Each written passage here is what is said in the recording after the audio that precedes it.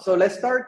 This chapter is around authentication and authorization, and is for, and I think Krista mentioned it last time, like the API server of Argo CD. So it's using the Argo CD API through UI, through REST API, through CLI, and it has a RBAC, which is different from the Kubernetes RBAC. And some people get that confused. They think that the Kubernetes RBAC applies to the API server of Argo CD, and it's like two different systems of users.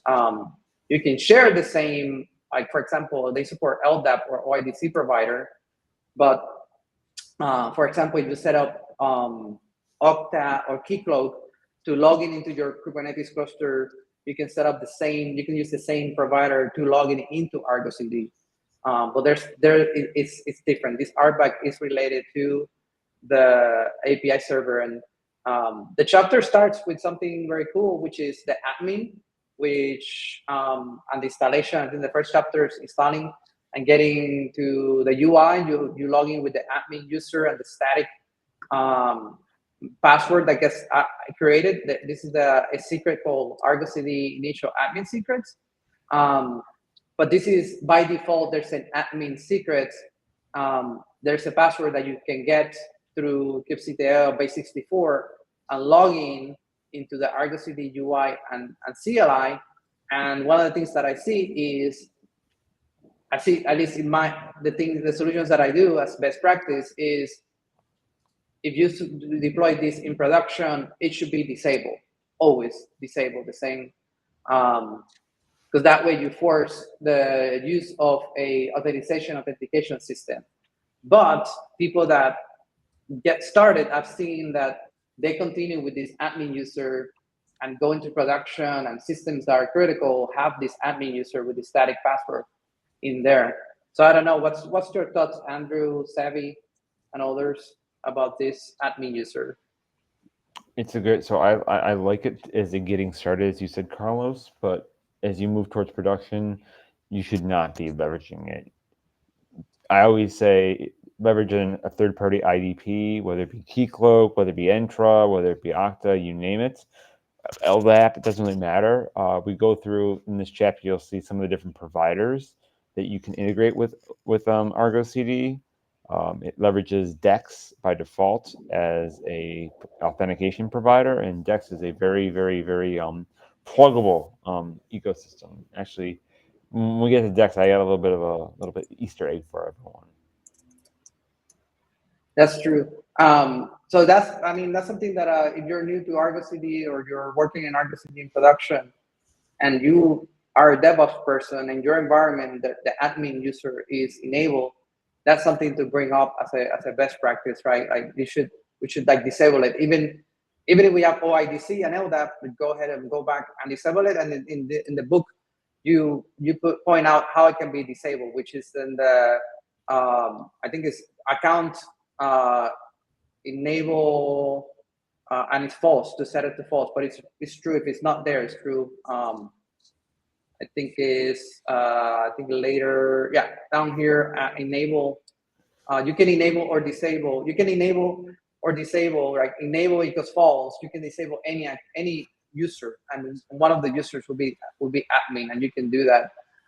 Andrew, question for you: How is Dex project doing? Is that a CNCF graduated, CVE, like good health? Cannot remember last time I checked on it. Dex is a CNCF project. It's currently a sandbox project. It's been there since 2020. So yeah. It has a lot of pluggable connectors. That's one of the benefits of Dex, is its broad range of connectors that it supports. Not only it has the basics, LDAP, typical OIDC, but it has some specific custom providers like GitHub, GitLab that allow you to extend some of the features of those platforms. You can integrate teams and groups from GitHub and GitLab into Argo, so you can do some good role-based access control based upon those resources. I like what you have on the screen here is actually a little bit of a fun fact, how you change passwords. And you can do so in a declarative fashion or at least imperative, but not have to use the Argo CD CLI. You can actually do it through a typical kubectl, which is kind of one of the things that I had some fun putting together in this chapter. Yeah, and it's bcrypt. So you can set up your maybe a default password, right, when you set up new users, and have them change it, but it needs to be bcrypt. So you have to look for a CLI tool or like a method, right, an SDK, programming language, to create that encrypted password in bcrypt, and then the bcrypt is base64. That's kind of like the trick, right? Is that correct, if I remember correctly? I know I wasted like 2 hours trying to figure this out at some point in my life. That something was not working, and it was because it was base64. But then when you get back, it's the bcrypt, not the actual password. Exactly. Yeah. So I'm glad that you put it here. And the Argo CD has a little helper, right? CLI helper, bcrypt, that will let you set the new password, so you don't have to, and it will do the work for you to set it into the Argo CD secrets, which is different from the initial one that is the admin one. I think that's how it starts, right? On how to set up users. But this is if you want to if you want to save the number of users in etcd, right? In Kubernetes, in this Argo CD, in this Kubernetes secrets, that's available, right? I will say, I think you mentioned it, you and Christian, right? Mentioning that this is maybe recommended for small environments, right? Because it brings a lot of overhead or minor overhead to manage these things in Kubernetes and etcd with kubectl or a REST API through, but it's there. Have you seen a lot of adoption of this, or mainly like people go with a single sign-on and have OIDC or LDAP?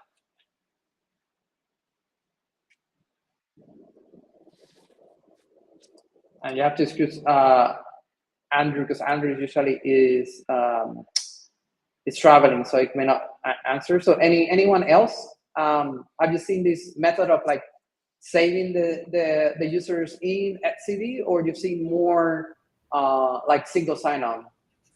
So far, in all the clients I worked with, and in other scenarios, we've used single sign-on, and yeah, it's. I can't really see anyone using users that I've seen in any of my customers either. Even though I am a bit biased, because most of my customers actually just leverage the integration that we have with OpenShift, but still, you have the option if you want to go ahead and run your own. But in most cases, no, it's always an IDP of some sort. You know that do you aware of the history? Like, is this something that can be deprecated and later maybe removed in 4.0? I would not recommend it, because I always want to have something that doesn't require a third party or third system component to it, because you're not always going to have an IDP. And you always say, oh, you can always deploy Keycloak or something into Kubernetes. Well, you could, but we want to lower the barrier of entry, and by having to have users create another component, raises the barrier of entry. But then you say, oh, but you have the admin user, but then you go back to our best practices of you not use the admin user, so we fall back to at least having static users, at least something to have. Mm-hmm. Okay. Yeah, is the debate between best practice and default settings, right? With any product, that doesn't matter which product or if it's an open source project, right? That you have the way that the system has a lot of defaults to make it easy entry, and then you can change those defaults to make it more secure, following best practices. And then you have the third one where some people will read the manual and some people will never read the manual, right? And on the fourth one, right, which is like the people that go to LinkedIn and Twitter to complain about the product, usually are the ones that don't read the manual. But it's difficult to satisfy all the use cases. It's a trade-off, right, when you build a product. And I get this feedback from the cloud provider that I work with, right? We tend to put debate of like what should be the default, and then they'll be like, well, we'll put that as a default because that'll be the easiest one. But certainly people would change it to make it best practice and secure, and remove that default and change it. Carlos, Sometimes they don't.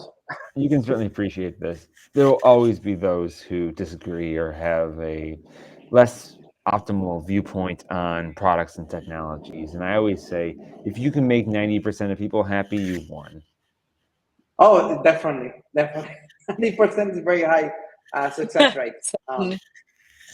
But anyway, let's talk about API. Admin user, and I don't think I'm the only one, has always given me creeps. Like, what do I do with it after I set everything up? Like, but also Ray says here that he's had occasions where he had to use it as a break glass solution. So I would, it's, I guess, always safe to keep it somewhere. So, Sebi, that's a good point. So maybe we can discuss this here. So if it's going to be a break glass scenario, could that be something that you go in and enable the admin user? So it's always default, right? And then just go in there and enable it, and then you can use it for X amount of time. Like maybe I remember maybe when I was Raymond, maybe Raymond can share his experience, why he needed, or like how he kept admin user in the cluster. Mainly if my ingress is messed up or something, then I could port forward the service and then log in with the admin user. Just grab the password, decrypt it, log in that way. But I mean, mostly I manage everything with Git. So yeah. No, but sometimes you have to go in. Like sometimes the thing cannot get to Git because it's a chicken and the egg. But as a suggestion, I would say, and also like Raymond brings up the point, if you do port forward, sometimes it will not work because the OIDC provider expects the callback to be a certain domain name, and you don't have a domain name. You have port forward. So, and just maybe they're gonna like to the gig stuff, but that happened to me. Like, why it doesn't work because the callback is not whitelisted in the OIDC provider. But yeah, you can go into, if you have kubectl access, then you can go edit the secret, enable admin. So admin maybe is always disabled, or more robust system, right? Where I was going to head it. There's SRA systems that you request access, admin access for 1 hour, and the system would automatically do this for you with like scripts and automation. And then after 1 hour, it will bring it back to where it was, because guess what? People forget to put things back as it was before. So like usually that's some companies I've I've seen, they do that. Like they have a system where they request access, they have login that you were going to the system as admin, and then in 1 hour or 2 hours to do like break the glass. So that's a good suggestion. The other thing I was going to say is these capabilities about API key and login, right? I think it's a very good thing that it was mentioned in the chapter. It's in the docs, but I think if you read the book, I think you learn better by like the important things are in the book here. So the login is access to the web UI, also the CLI, I believe, right? The API key is something that you can like. API key is usually for a service or a CI/CD system, not a human logging in. Is that accurate? The login is CLI also, right? Yeah, you can log in. Now say it again, Carlos. So it says here the login provides the ability to access the web UI, but I think it also includes the CLI login. Yeah, it does. It does. Okay. And then API key. Why do we need API key? Why would people need the API key if we have login? A good example of that is going to be if you want to integrate with a CI system, you want to be able to have like a Jenkins, a Tecton, talk to Argo. You can enable access to it using that method only. But they can also use login, right? or not? No, but you don't want to provide that user the ability to log in Why? to UI because there's no need for them to. Least privileged access. Yeah. So, but they can do like the API key will be for something that will be doing REST APIs, or the API key is something that I can log in and do CLI commands. It's the same thing. Remember that everything's Same hitting thing. the API of Argo. Okay. But yeah, an API key is something that also you can revoke, right? Yeah. Any type of user, whether it be an API that you can log into the API or via the UI can be revoked. Let me go through that process of revoking it. Also, without we go further, Raymond here shared a project, Argo CD Ephemeral Access, for basically this purpose. I was just checking it. So it's an Argo CD extension to enable ephemeral access in Argo CD UI. Yeah, I've dropped the link in the docs if you guys want to check it out. There are some videos and demos. Yeah, I think maybe the video is from the. Oh, actually, if somebody can look it up in the ArgoCon videos in YouTube, there's a talk that it was done by, these are the folks from Intuit. So they did the talk on this. It was this use case of like getting ephemeral access, and then this project is kind of the automation for that. And it goes, the talk is very good because it goes in the background of why Intuit needed it and how they use it in production. So thank you for sharing that. And also goes back to the use case I was saying, because some companies require that ephemeral access. And then this section is. I think I found it. I'm sharing the link again in the docs. I was the ephemeral access in action. Yeah. Yeah. I remember from Intuit. Who was? I think it was. Cannot remember who it was, but it was Intuit. The folks from Intuit. I can see your comment in YouTube as well. Great talk. Oh, okay. I think that's. I was there, so I did it. I also watched it online.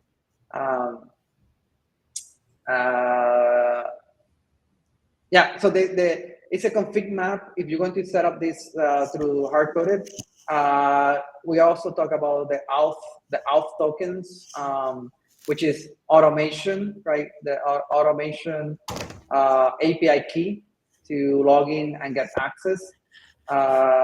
And the username is automation, right? If you're going to set up a CI/CD, like Andrew was saying, service account or service principal to do actions against the Argo CD API, then use an API key where you can like do it through a REST API, or you can do the CLI, the automation. CLI is very convenient in terms of like hitting the API because it gives you a lot of like ergonomics for handling the API. So that's an example there.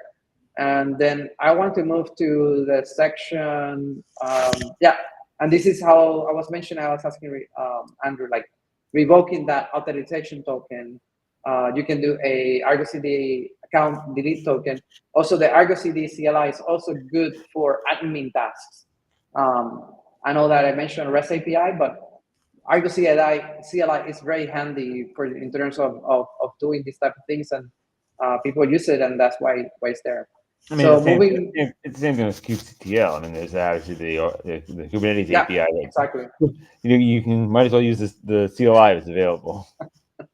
Yeah, that's why it's popular, right? It gives you like the shortcuts of doing, if something that you want to do takes like 2 tasks and I have to do that in order, the CLI can orchestrate that for you, and then you just run it from a script, like a good DevOps engineer. And then we go to single sign-on, and like this Andrew was mentioning, like there's 2 options, DEX, OIDC provider, and when you deploy Argo CD, at least I know from Helm, you can enable DEX. I believe it's enabled by default, so if you don't want it, to have that pod running, you can disable it, but it comes with the Helm install for Argo CD, very convenient, already there. Like Andrew was saying, Argo CD has a lot of things about like lower barrier to entry to get you started on doing GitOps. And then also it has the direct OIDC integration where you don't need DEX to go with that. So DEX is usually, I've seen it like a lot with GitHub and GitLab in practice. LDAP and integration, my experience is being GitHub and GitLab, but it also supports other plugins and providers like Andrew was saying. And then the OIDC direct, it could be something like Google Key. I've done it with Keycloak, for example, and I have done it with Cognito also with OIDC. And the docs have the instructions, but in the book there's an example with Keycloak that you can do in the CAN cluster, right, Andrew? Like these exercises, it will work in the CAN cluster where you are like deploying Argo CD to do the exercises.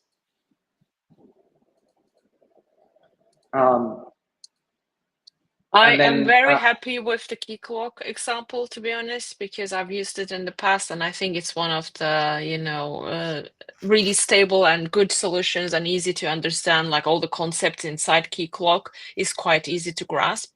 So I'm really pleased that this example was picked for the book. And there is a bit of a bias, though, unfortunately. Keycloak's a Red Hat, maintained project, so that. Good example. I've had plenty of experience. I used it on non-Red Hat environments quite a lot. So. Yeah, of course, obviously using all upstream components here. So just showing how easy it is using the Keycloak operator to set it up. There are Helm charts. It almost has the same amount of deployment mechanisms that Argo has. It has a Helm chart, an operator, and just straight YAMLs. So this portion of the book shows you, which is very good if you're not familiar with Keycloak or like you're using an OIDC provider for the first time in your life, right? Using this chapter of the book, it guides you through using Keycloak, creating the realm, through the UI, creating the scopes, and configure everything. So this is a good exercise to do.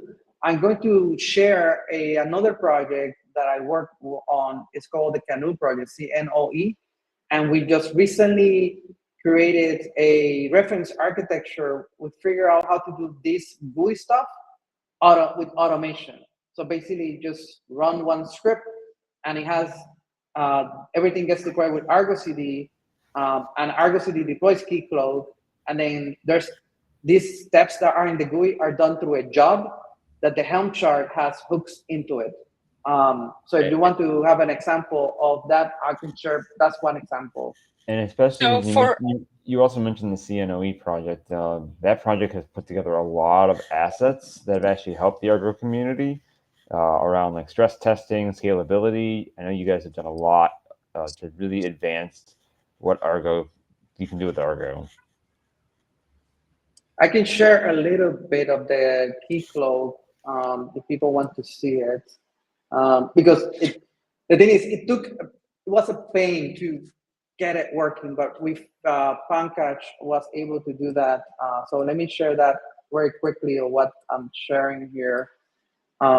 This is the AWS reference implementation, but we are looking for people for the Google one.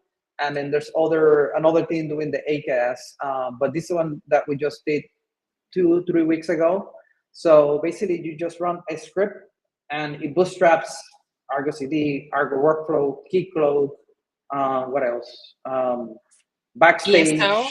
External DNS, ESO, Cert Manager, like it's like one bootstrap of deploying all these things.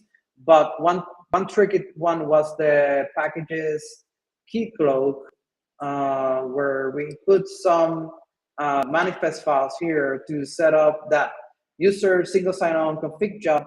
So you can use Keycloak to single sign-on into Argo Workflows, Backstage, and Argo CD with the same realm, with the same username and password, or same email and password.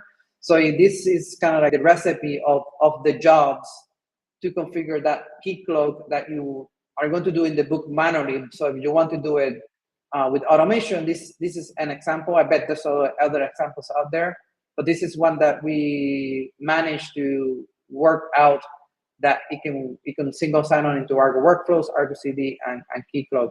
But that's kind of like the recipe, and we use the Helm chart of Keycloak, so we don't do kind of a hack or anything like that. We follow the pattern, and we follow the jobs that they provide to configure it. So that's the link. I think I put the link there. Just a quick question about this reference architecture.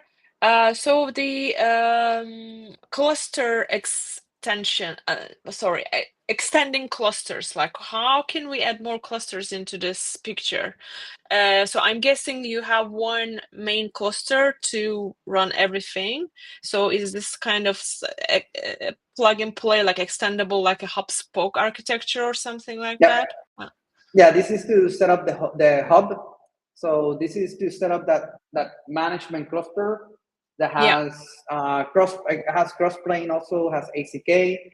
It's an IDP. It can have backstage or not. That's debatable, but at least it has Argo CD. It deploys GitHub or Git. But like you mentioned, then if you want to create clusters using GitOps, copy, ACK, or crossplane, then you just kubectl, like set up Argo CD, a folder with the YAML files, and then that will create the Kubernetes cluster in Kind or OpenShift or ECAS or ACAS or GKE or whatever is the provider through crossplane or copy. Copy is the cluster. Or it's called copy. Cluster API. Cluster API. Yeah. I always call it copy, like the totals. But yeah, that makes sense, Abby. This is the IDP. This is the central one, and then you deploy the spoke clusters, and then those spoke clusters can be managed from that central Argo CD, or you can deploy Argo CD to those spoke clusters. So that's also extendable. Okay, cool. Thank you. Yeah.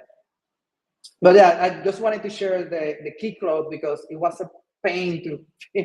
We had a version that was very kludgy. We finally got a version that we feel proud of, like setting up Keycloak automatically for Argo CD and Argo workflows.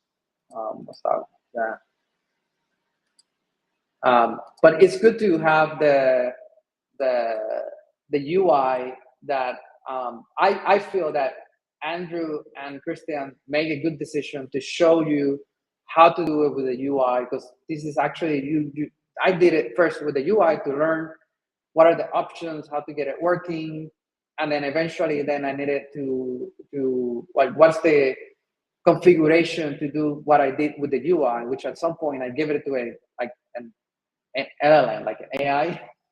I gave the pictures to the AI and actually created me the configuration files. That was like my first attempt, and it did a great job actually from the pictures.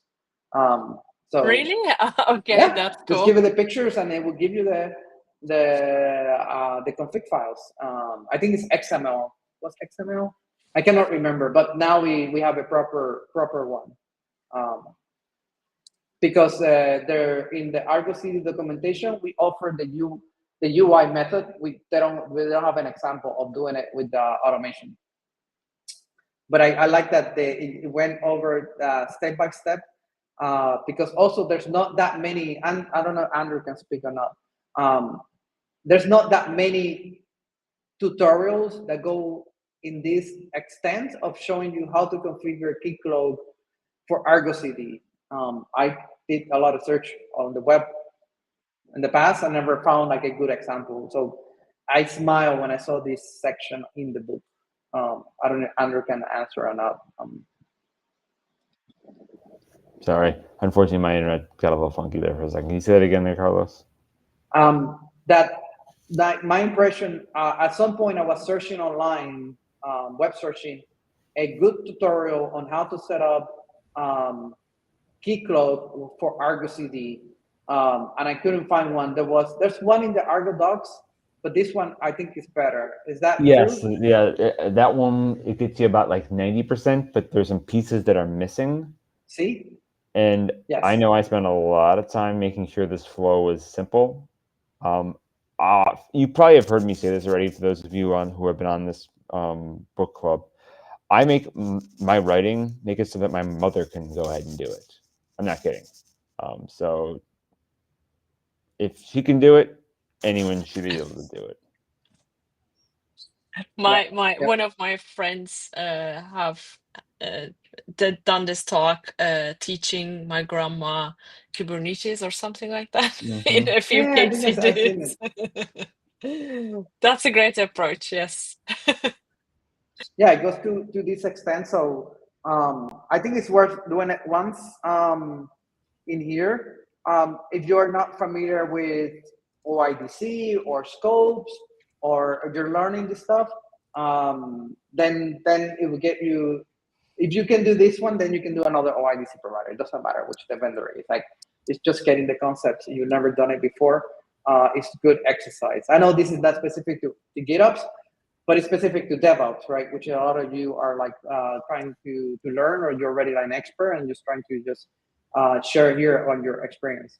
The other one is Dex. That's why I was asking about the support. PKCE also is supported through directly. I don't know where I saw it, but it's also supported. Maybe it was later.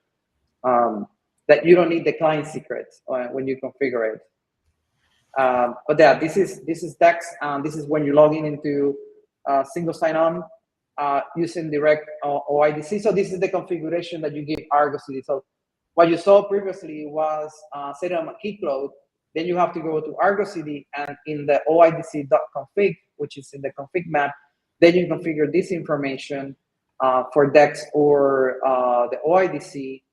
And this is bad. Like, you should never skip the TLS check, only for like if you're testing or .local, for example. And it's mentioned here, like Andrew and Christian mentioned that here. Using the CLI, I never use the CLI to set up the single sign-on, because this configuration, usually I configure Argo CD through GitOps. Like, I think we mentioned that at one point, right? GitOps, Argo CD managing the configuration like itself. Exactly. So, yeah.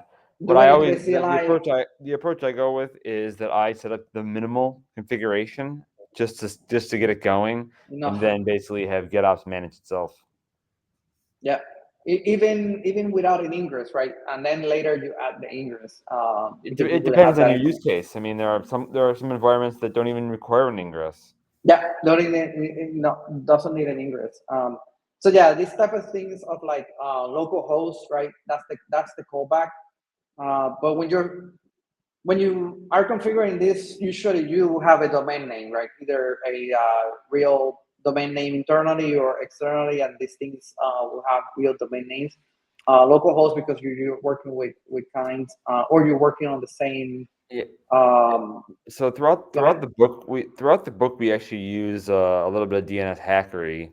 We use Argo CD.upandrunning.local, and we set up your local host file, but we also set up core DNS in Kubernetes to actually understand how to give you use the that. IP.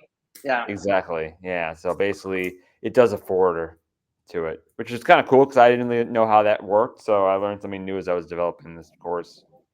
Yeah, we do that in the Canoe IDP builder trickery on configuring core DNS with an entry to hit the ingress IP. Nice. It's the same thing. But I think I was, so yeah, the single base, and then RBAC goes into the way that it's configured is with the actions, resources, and like what you're going to allow or deny, and you put that in a CSV file and put it in the config map. So you can like configure that in Argo. Custom role creation. So this is typically how it looks like. One thing that is new, if you're using Argo CD for a while, is I think we announced it in Argo CD 3.0, but it was introduced before, was granular access for RBAC. In the past, if you gave a user access to update or delete a Argo CD application, they were able to update and delete all the resources under the Argo CD application.